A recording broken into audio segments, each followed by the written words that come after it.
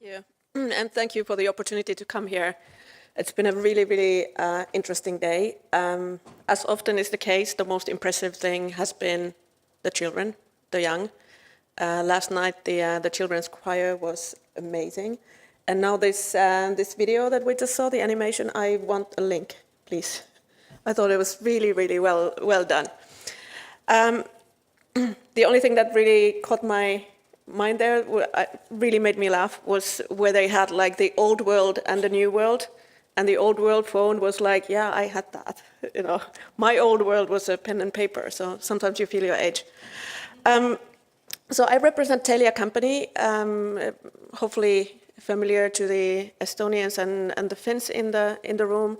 For the others, we're a telecoms operator operating in the Nordic and the Baltic region and in Eurasia. We also have a Telia carrier business, which is sort of like an operator's operator. And this is a global business, so we have, in effect, a footprint globally.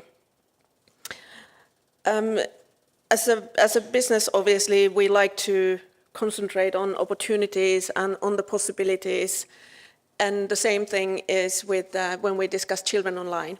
So we try to understand how we can protect the children online, but also how we can help them thrive, how we can help them find the content and use internet as a platform for future success. So we want to talk about opportunities and possibilities, but today I decided that I will talk about bring a little bit of a different angle to the discussion, and we're going to be talking about child sexual abuse material, or CSAM, online. Everybody hates acronyms, but here you need to use, child sexual abuse material is a bit of a mouthful, and under no circumstances should you talk about child pornography, of course, as I'm sure everybody in this room knows. I have sort of two angles to this. I want to talk about what telecoms companies can do, but then also what can companies in general do. As a telco, what we can do is we can block access in our networks for our customers to access CSAM, the pages that show inappropriate material. We do this in all our countries, and we think it's super important. Sometimes we criticize that, it's just the pictures. Yes, you need to do that, but you need to go after the people that are doing it. You need to go after the abusers. You need to take down the websites and so on. And of course, we do that as well. But it's also very, very important to block access, block the easy access. We can't block everything. There's always the darknet. There's always ways to get to that material. But to block the easy access is super important. And why? Because nobody ever woke up in the morning and said that, I think I'll become a child abuser. I'll start today. I'll go to the neighbor's kids and this is my new thing. This does not happen. It's a process that takes years and years and years to cultivate. And you start with the pictures. You might slip in there by accident from a porn site, or most likely you're just, you're a little bit curious and you're trying to find out on your computer, could I find this material? And you see the first pictures, and you see the next pictures, and little by little, you start gravitating towards action. Like a Norwegian policeman said that when he was young and he was looking at magazines at that time, and looking at these nice ladies, he said that never ever did it cross his mind that, oh, these pictures are nice, I'm never going to need a woman. This is enough for me. So why would somebody who's looking at pictures of children think that the pictures are enough? So they do move towards action, and what we can do is block at least the easy access to that material, to remove that trigger. It's very difficult for a telecoms operator to make that decision. It just makes you very unpopular with everybody. When you start blocking anything on the internet, there are a whole bunch of organizations that are fighting for freedom of expression, which is a fantastic cause. But then they come to us and say that, no, you can't do that. You're violating my human rights. You're violating my right to information, and you're violating these people's right to express themselves. Sure. On the other side, we have all kinds of other organizations that say, like, that is great that you're blocking that. But since you're blocking that, why don't you also block the suicide sites? What about the terrorist sites, anorexia sites? You're not doing enough. So we're making nobody happy. And also we found out that we can't even justify it by logic, that why do we block this and only this? Because it is the only thing we block, unless we're legally obliged to do that. Which is kind of interesting though. The only content that telecoms operators in Finland, in Estonia as well, are legally obliged to block is copyright material. So Pirate Bay is bad.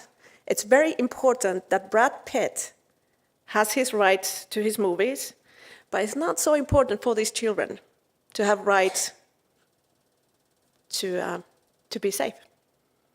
So calling to the government people in the audience, not very often do private companies ask for more legislation, but here might be a good idea. Let's have a think about it.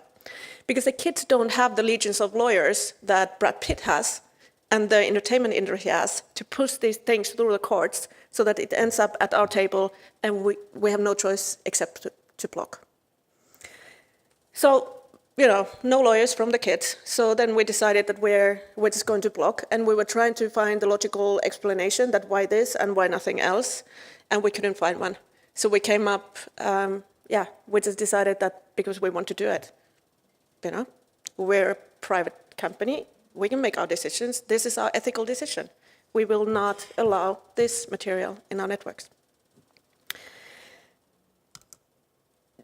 Anybody know who this is or what this is?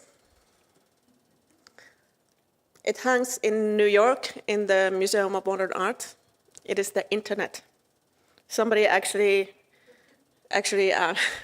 drew a map of it, so it's kind of a changing thing. But I like showing this picture because it shows how difficult it is to block anything when you have this weird amoeba. So with the best intentions, you can only do some of it, not all of it. So when we block access to our customers, we do a little bit. It's not solving the problem, but it's I like to call it the fight that we can't win, but the fight we'll pick anyway. Because you need to think about it in a different way that you would think about, say, marketing, for example. We've been criticized in the media that blocking is inefficient because there are all these other places, and you can go to the dark net, and you can use the VPN, and you can do this and that, and you're not saving these children. Yeah, no, but we're saving the other children. So when you work in marketing, you think that, okay, this is my investment, this is how many people I will reach, this is the impact, does it make sense or not? But do we do it here? If we do this and we save 1,000 children, is that enough?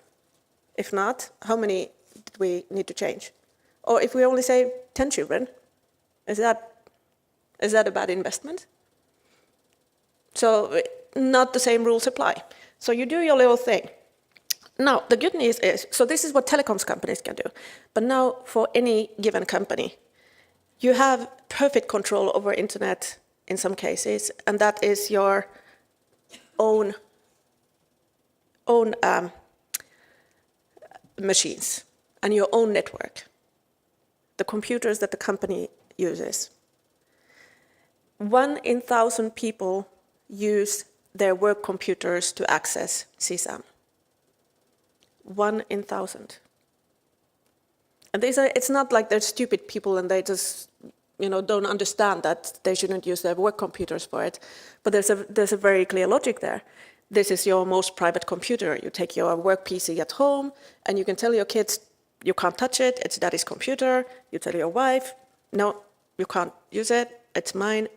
So that's actually the most private piece of equipment that you have. Everybody else is on your iPad or whatever at home as well.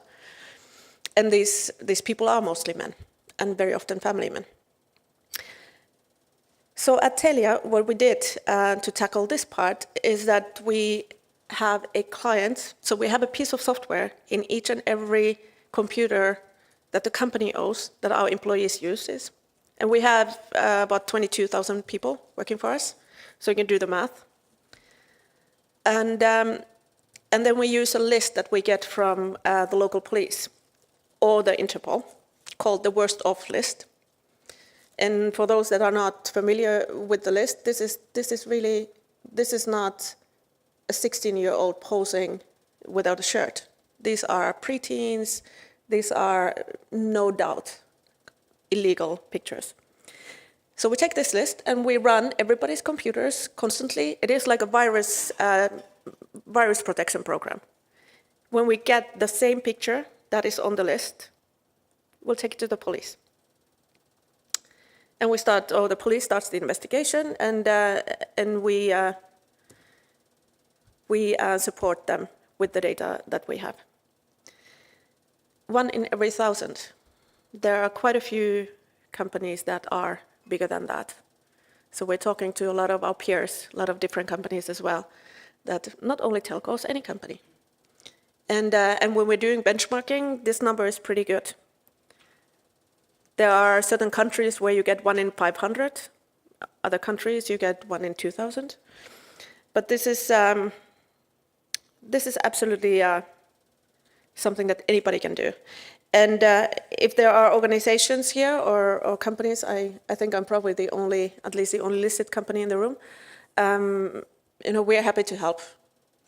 We don't have a product to sell you or anything, but we know how the process goes, and we know how we've done it in our company, and we know how many people we're catching and how we're catching them, how to work with the police on this and so on. We're happy to help. This is free consulting. That's pretty much what I wanted to say. Thank you. I went over time, sorry.